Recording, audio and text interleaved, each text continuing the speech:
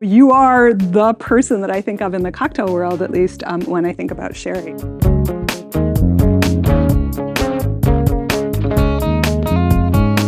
Hello and welcome to My Tiny Bottles, the project where I'm exploring my grandmother's legacy of miniature liquor bottles, one tiny bottle at a time. Or today, maybe a few tiny bottles at a time. I'm your host, Tammy Coxon, and I'm here with Chantal Tseng. Chantal, thank you so much for joining me. Why don't you tell the people a little bit about who you are? Sure. Thank you, Tammy, for coming over and bringing your tiny bottles. I'm Chantal Tseng. I'm based in Washington, D.C. I'm a bar sommelier, bar somm for short. I feature sherry in most of my cocktails when I do cocktails around the city. I do pop-ups, mostly literary events. Big fan of sherry. I'm also the U.S. Sherry Week ambassador. This past Sherry Week was November 4th through 10th, and it's usually in like the first, second November of every year. I've also just been bartending and somming my way around DC since 2000, and just I love wine. I love sherry.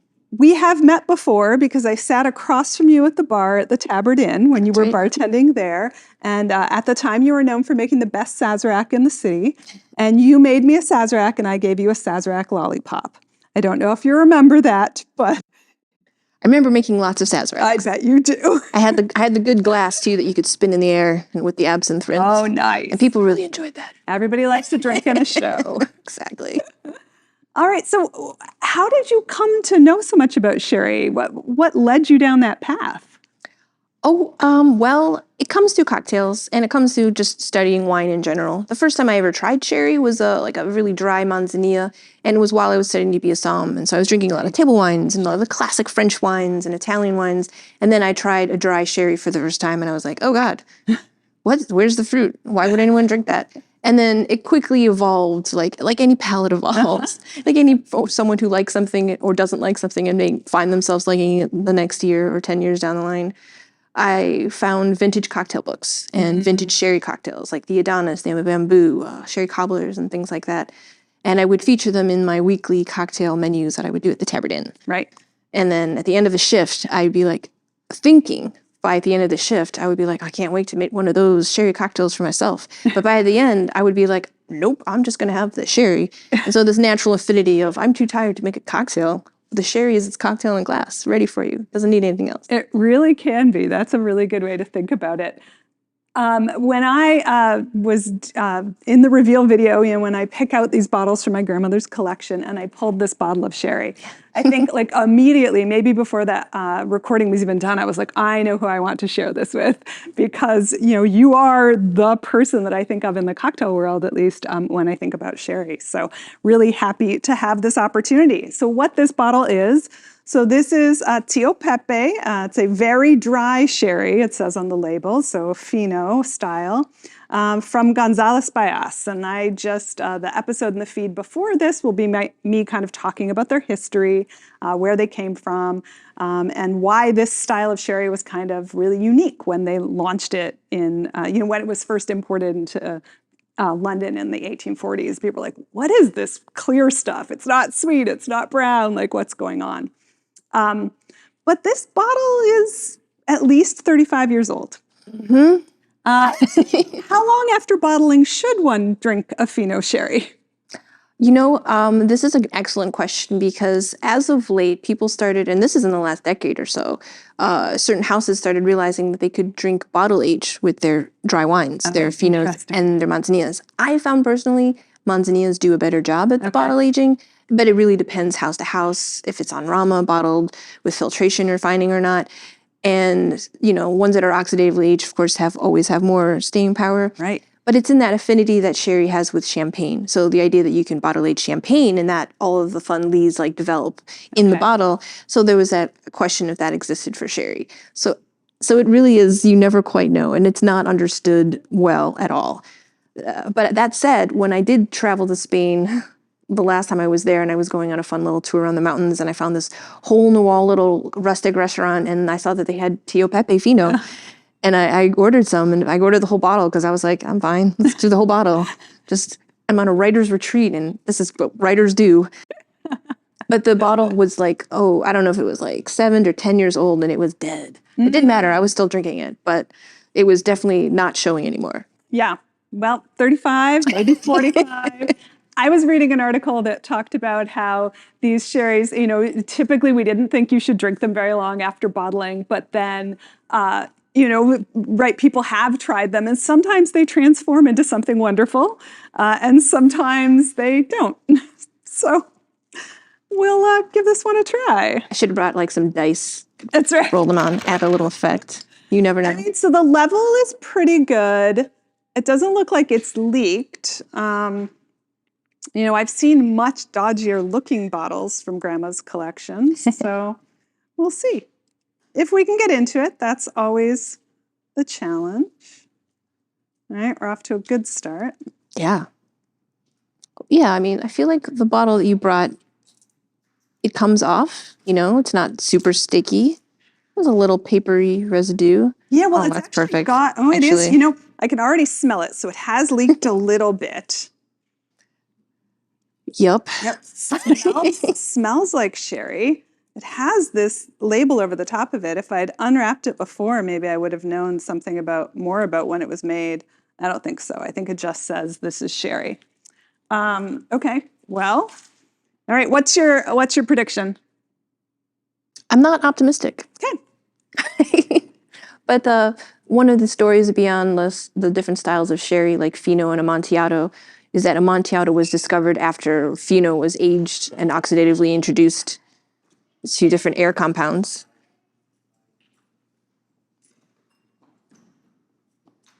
Well, the color isn't, oh, wow, that's chunky.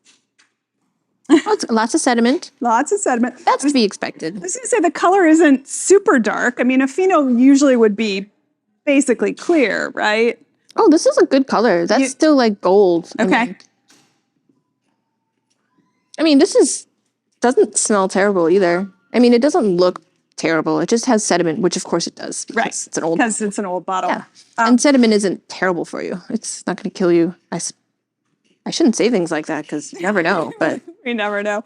What do you think about the nose? Does it? I guess. Oh, we are looking first, right? So does it? It kind of smells more like a Fino to me than an Amontillado. I think it smells more like an Amontillado. You think it smells more like Amontillado? You would know. No, it smells nutty, a little caramelly. Okay. Toffee-like. Like you can smell the oak. Okay. And a little hint of mushroom umami-ness that I get out of some fun Amontillados. Smells good. Like it smells like something I'd like to drink. If somebody handed me a glass of this and I put it to my nose, I'd be like, oh, that's an interesting sherry. Let's dive in. It was the Sherry Week during the pandemic. A friend of mine brought me a large bottle, a 750 of a very old Tio Pepe Fino that had very similar label. And I was super skeptic and I ended up tasting it with people on a Zoom. Okay. And I was also pleasantly surprised. I don't know why I was being so poopy today.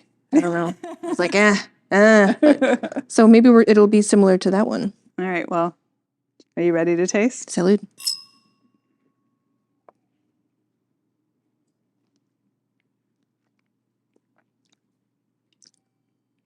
I mean, it's not spoiled. No. Or at least no more than sherry already is by some people's standards. I don't believe in those people. Me neither. But we have a friend who doesn't like sherry at all. And he's like, it's spoiled wine. It just tastes like spoiled wine. But I find that sherry is the most versatile and food pairing and cocktail friendly wine on the planet. Yeah, I love sherry. But yeah, no, this is pretty. Not only on the first taste does it actually have citrus. You can actually get a little tang. Right, it's quite bright still. Yeah. It's actually kind of bright.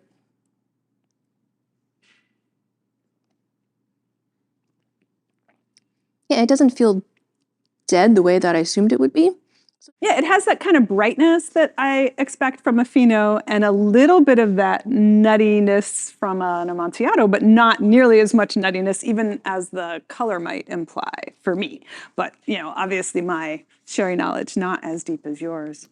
The range of each category is also what's fun about sherry, because you'll have Finos that are really bright and tangy and yeasty, and then you'll have ones that are a little bit richer, like the Valdespino Innocente is like an average 10-year, and so it always has more viscosity, but it's still very much a Fino, one of my favorites. And an Amontillado from, Hidalgo and Napoleon will be much lighter than like a Lustau, Los Arcos, or a Williams and Humbert. And so you have that range. And sometimes you'll get an Amontillado that actually has this color. Okay. Or a Fino that has this color.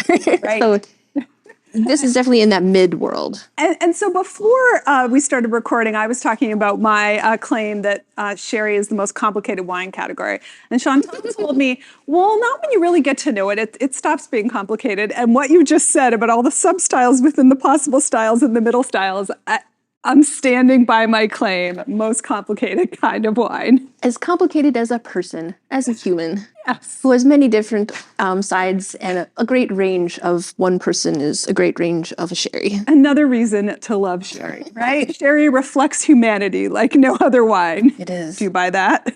Yes. Excellent. I'm in for that.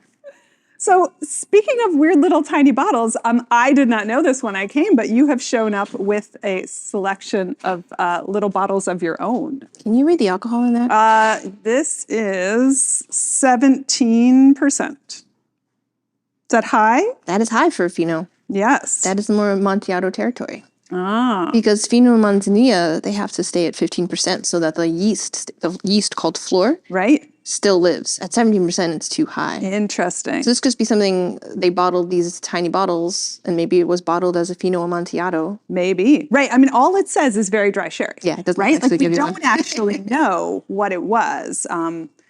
Because it doesn't have sort of the terminology on it. It does say Tio Pepe on it, though. It Tio does. Pepe is a brand, and it is a Fino. Right. But when did it become the style that it is today is the question. Right. So, right, but definitely, like in the early days, what they were making was definitely a Fino style.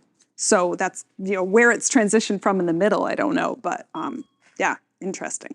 So as I was saying, you brought your own little collection of tiny sherry bottles. These are wonderful. I figured I'd pull some out. I mean, these are the only ones I have. I don't actually have any more. And this one is just empty. And I just thought it was a cute little cocktail bottle to have ornamental. Nice. I did a large purge of my house recently. And a lot of things I found. But these old guys, I think these were a gift from a friend, a bar regular, who just did a purge of his house and was like, oh, sherry bottles, let me bring these to Chantal. I'm like, thank you. It's amazing how many people have these in their house, passed down from a grandparent. They just sort of appear in people's lives. Exactly. Did you want to open any of these to compare? Yeah, we should definitely compare. Well, since we think we had a Tio Pepe, why don't we have the Tio Pepe?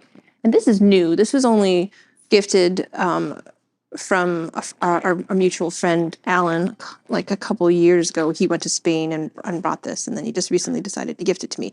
And it's Tio Pepe, so they have these cute little hat, little guitar. I talk in the episode about when they introduced the logo, and so it's great to see they're all in on that still today. Even more so today, maybe. So yeah, this is the modern Tio Pepe, and there is a lot number on the back, but it's not, it's hard for me to decode this one. There's a lot number on larger bottles that are much easier to read. They tell you like the first number is usually the year, like if it says 2, then it was 2002. If it says 22, 2022, but this one is beyond me. So let's pop that one open. Pop it open. Would you mind? Your cap is definitely better sealed than my cap was. That was actually a little bit of work. Not that different a color. I was expecting it to be lighter, but at the same time, I was too. It really just is a matter of the provenance of each mini and its ways it's been stored and passed around. One never knows. Yours has less sediment, but not no sediment. Yeah. Look at those next to each other. It's like synchronized. It is a little bit lighter. There's a teeny bit less golden hueness to it. Not by much. Not by much. Not by much. More straw. Like I'd say this older one had a bigger nose. Bigger nose, definitely, which kind of surprised me. But maybe just, if the nose is more the oxidative aromas, maybe they've had more time to develop, and so that's what we're getting. And I think we're also getting the difference from, so this one's 15%. 15%. Yeah, and this is not as much alcohol. This is a true contemporary modern Fino style. Okay. Despite it's darker than I would expect color. It's also got that apple quality that is more classic from a Fino. juicy, green, yellow, a little bruised. Yeah. Hints of hay and straw. Very, very different aromas, that's for sure.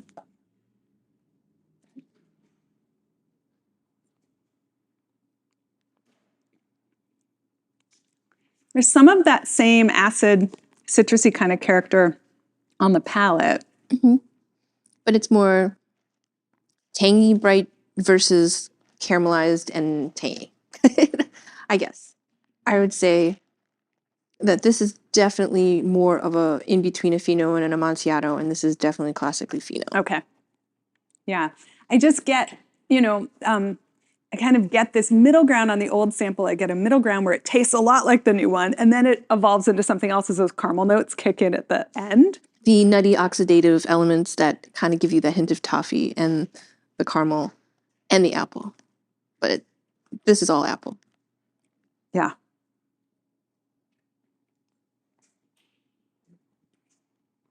This was not bad. This was not bad. This is way better than I expected.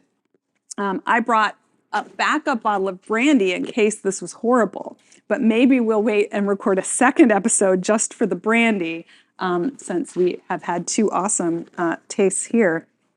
I thought I might need to give you a reward if I served you spoiled sherry. I bet you've drunk a lot of spoiled sherry in your time.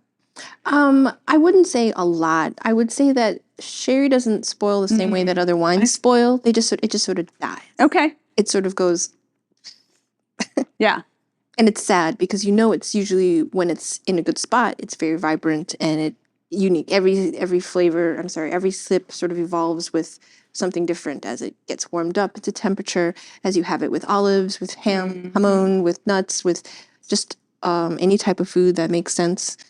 Yes, whether it's an appetizer, a meal, or dessert, it just is so adaptable, and the joy that is there is wonderful. But when it's dead, you're just like, oh, well, what was that for? All right. Well, anything else you want to say about your tiny bottles or sherry in general? Oh, always.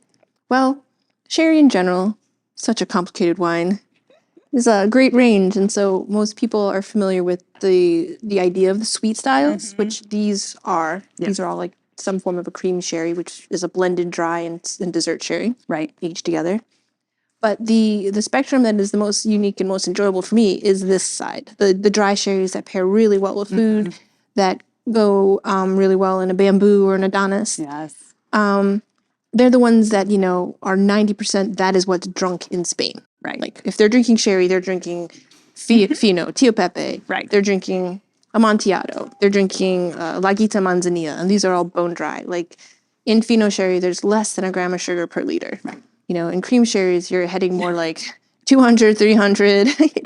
And into dessert sherries, you're upwards of 400. Yeah, those are, I draw a line.